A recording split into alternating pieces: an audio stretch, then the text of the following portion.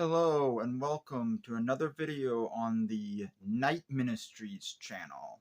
I am your host, Jeremy Knight. Don't forget to like the video and enjoy the show. Okay. Hello, I'm Jeremy, and in this video, we are going to be talking about three things. We are going to be talking about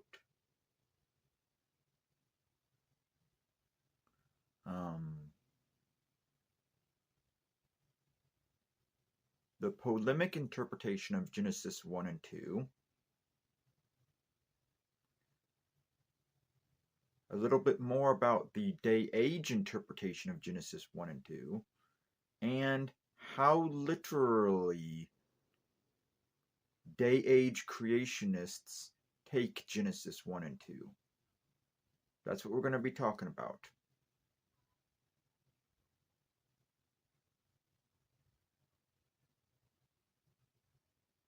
This should be a good video. Please watch the video.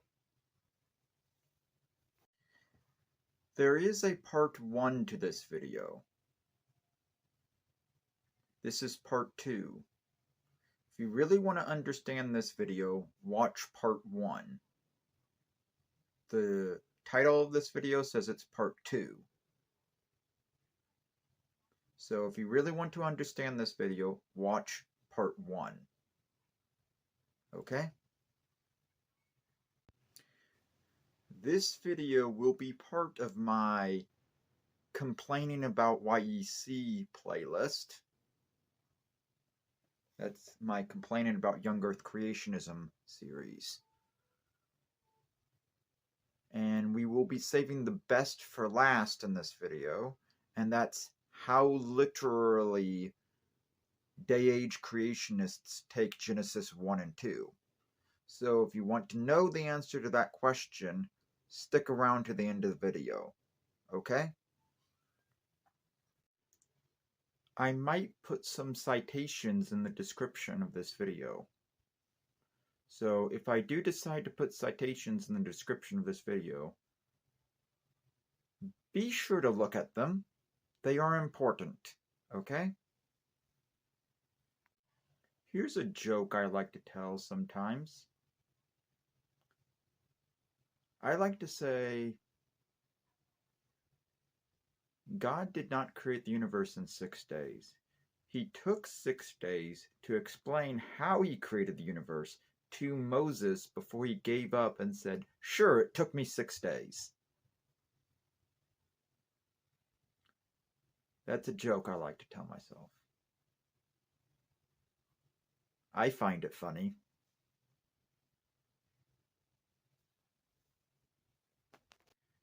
But in all seriousness, I do believe what Genesis 1 and 2 say. After all, I am a Christian. Of course I believe what Genesis 1 and 2 say. Of course I believe that what Genesis 1 and 2 says is the truth. Because I'm a Christian. It's kind of in the name. It's kind of obvious that Christians believe what the Bible says. Including Genesis, including the early chapters of Genesis. So yes, I do believe what those chapters say. Just want to make that clear. Okay? Just to clarify so that there's no confusion of terms, day-age creationists are also referred to as old earth creationists sometimes. So a day-age creationist and an old earth creationist are pretty much the same thing.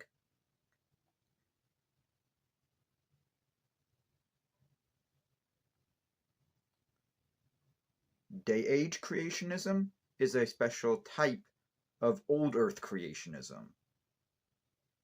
Old Earth creationism is an umbrella term, as I've explained in other videos. It refers to any form of creationism that is not young Earth. I've explained this in other videos too. Day-age creationism is a special form of old Earth creationism. I just want to make that clear so that there are no confusion of terms. Okay? Hello. So in this part of the video, we are going to be talking about the polemic interpretation of Genesis 1 and 2.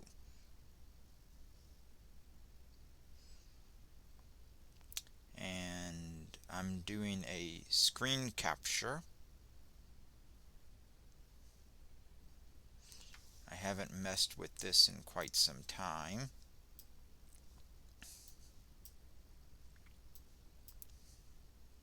But I thought I would bring it back for this video. So the polemic interpretation, that's this interpretation. The polemic interpretation of Genesis 1 and 2, and this information is correct from what I understand.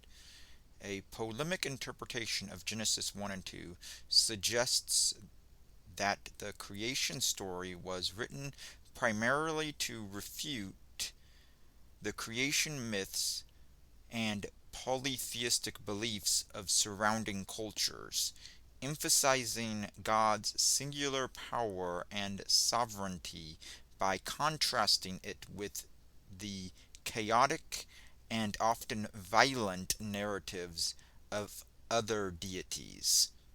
Essentially, it argues that the text is actively arguing against pagan ideas rather than simply presenting a historical account of creation. Key points of a polemic interpretation: anti-pagan themes, the formless and void state of the earth in Genesis 1 verse 2 could be seen as a direct challenge to the idea of a pre-existing chaotic world ruled by multiple gods prevalent in ancient Near Eastern mythology. Emphasis on God's order and power.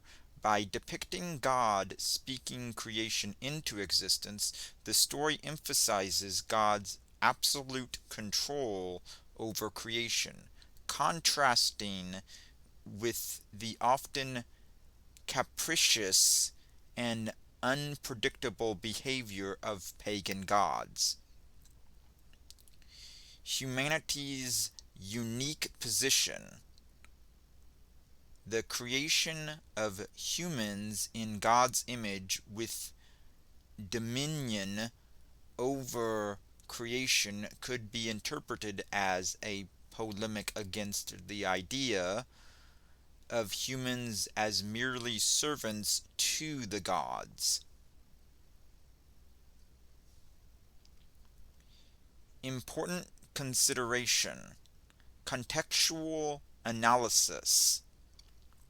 This interpretation requires a deep understanding of the cultural and religious landscape of the ancient Near East and when Genesis was written, to identify potential polemical elements. I read that wrong. Literary analysis. Examining the language and narrative structure of Genesis can provide clues about the author's intended meaning and potential polemic intent.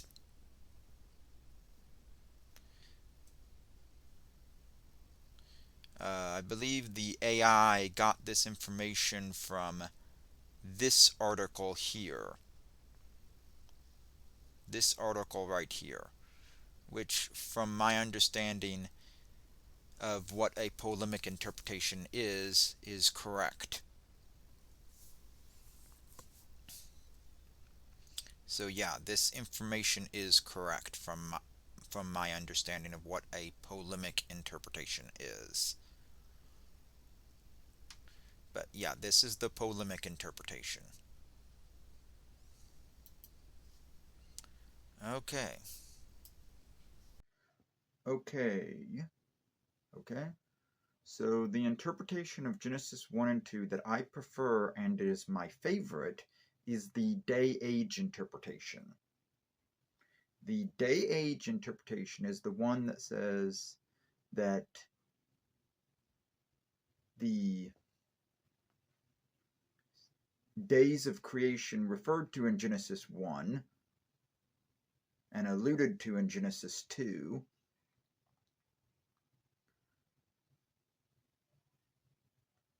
were long periods of time, not 144 hours. 144 hours is 6 times 24. 6 24-hour days. That's not what the creation days referred to in Genesis 1 were. The creation days in Genesis 1, according to the day-age interpretation, were long periods of time. They were eras. Eras that spanned millions to billions of years. So, yeah, the Earth is 4.5 billion years old. The universe is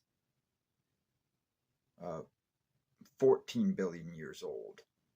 I think the science says closer to 13.78, something like that. But anyways, yeah.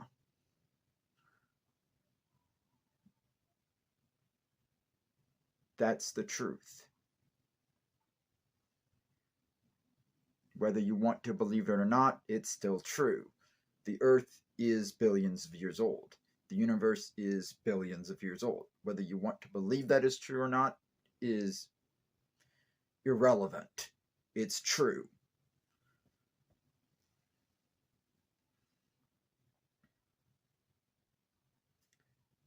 So we need to find a way to reconcile this truth with what the Bible says.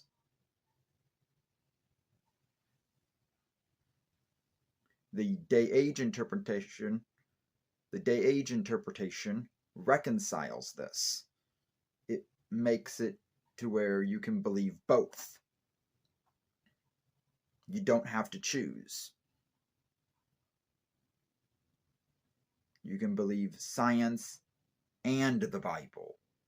That's what the day-age interpretation does. That's why I like it.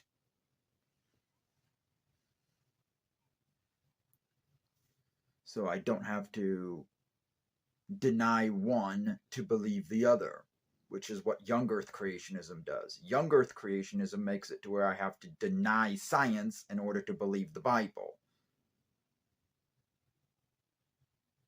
Day-age creationism, which is what I believe, I can believe both science and the Bible.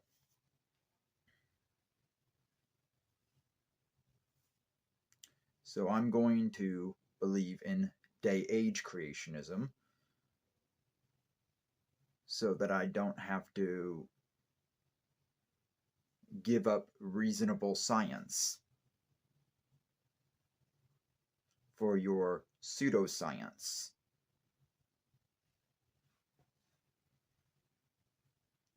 I want to believe the truth. And the truth is in day-age creationism. Day-age creationism says that Genesis 1 and 2 are real history. It really does. It doesn't throw them out like some young earth creationists want to tell you. It says that Genesis 1 and 2 are real history. Okay?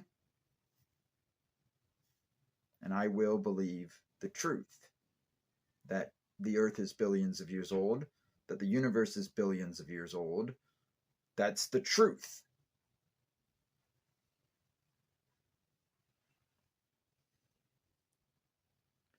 Whether you want to believe it or not. And it will remain the truth whether you want to believe it or not. It is the truth.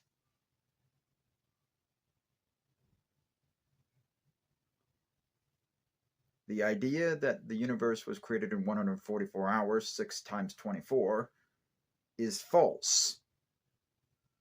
It is a false teaching.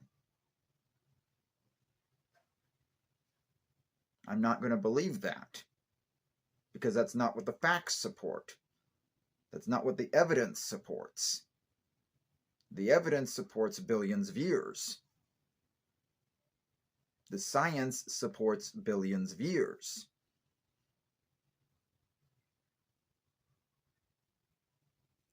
And surprisingly enough, that science has a Christian origin.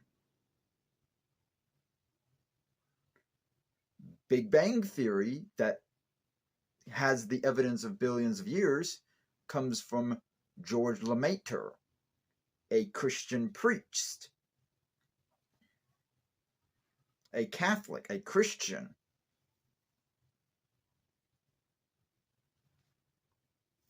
So he's Christian, and he proposed Big Bang Theory. So it has a Christian origin. Big Bang Theory talks of a beginning to the universe. The Bible talks of a beginning to the universe. When it happened is irrelevant.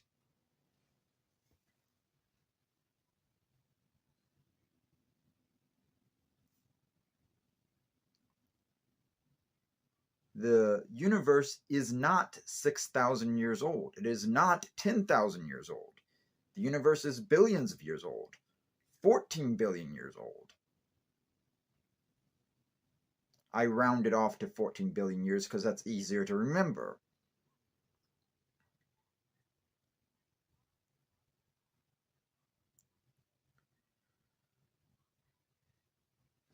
The Earth is 4.5 billion years old.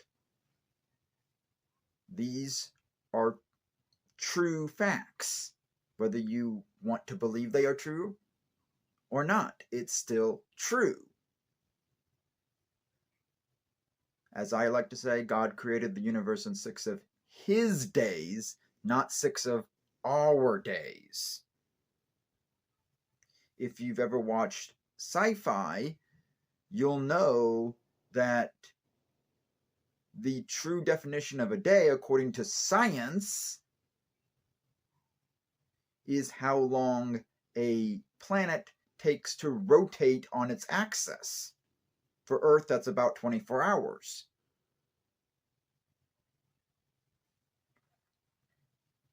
So one rotation on a planet's axis is 1 day. For Earth, that's about 24 hours.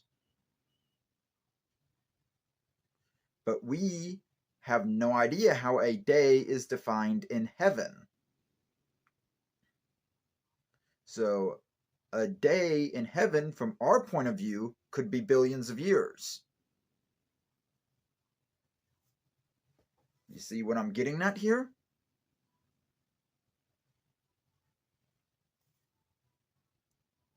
This is why we refer to God as timeless. We say a quality of God is that He's timeless.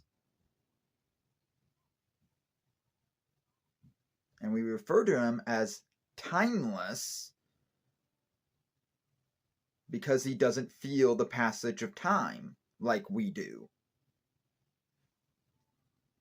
Time exists in heaven, it just works differently.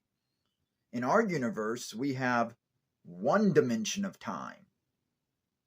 In heaven, God can create and destroy dimensions of time at will.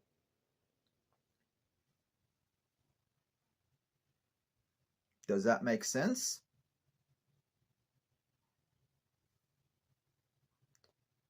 It does to me. So, yes, the Earth is billions of years old. Okay?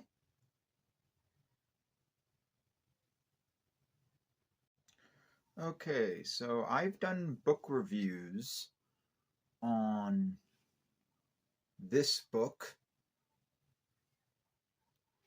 Navigating Genesis by Hugh Ross. This book proves that day-age creationists such as myself do not throw out the early chapters of Genesis. We regard the early chapters of Genesis as real history. This book proves that. So I'm answering the question of how literally day-age creationists take the early chapters of Genesis. This book proves that we regard the early chapters of Genesis as real history. Early chapters is chapters 1 to 11.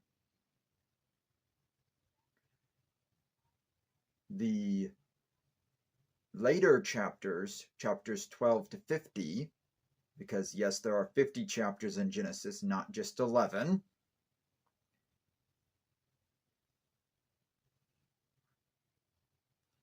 are different. Chapters 12 to 50 are a historical narrative. They're history.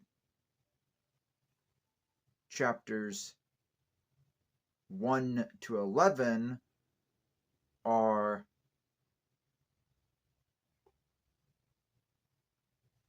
allegorical history. They're also history, but they're written in a different genre. This explains that. This is a good book. I did a book review video on it. Every Christian should read this book. Every Christian. It's a good book. It has good information in it. It has good facts in it. This book is good. It shows you how you can accept the truth of the Bible along with the truth of science, because both are true. Another good book that shows that day-age creationists do not throw out the early chapters of Genesis is this book, A Matter of Days by Hugh Ross. I also did a book review video on this book too. I have read both of these books. Both of these books, I have read them. They are good books. They are both by Hugh Ross, and these are good books. These two books right here, Navigating Genesis and A Matter of Days. These are good books. Read them. All Christians should read those books. Those books show that day-age creationists such as myself do not throw out the early chapters of Genesis. We regard them as real history.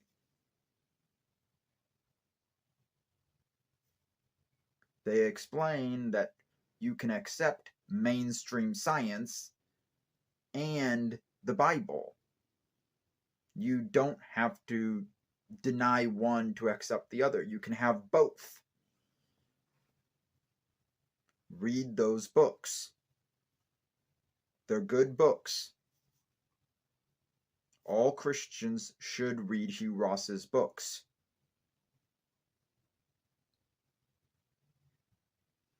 They answer the question of how literally do day-age creationists such as myself take Genesis 1 and 2 and Genesis 1 to 11, the early chapters of Genesis.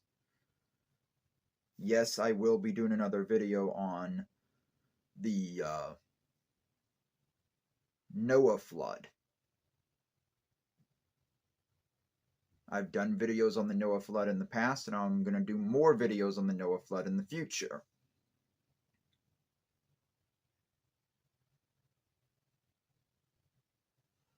but this video focuses on Genesis 1 and 2.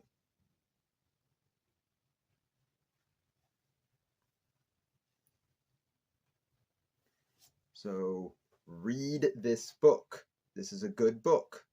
Read it. Also read this book. Also a good book. Read it. They answer the question of how literally do day-age creationists, such as myself, take the early chapters of Genesis.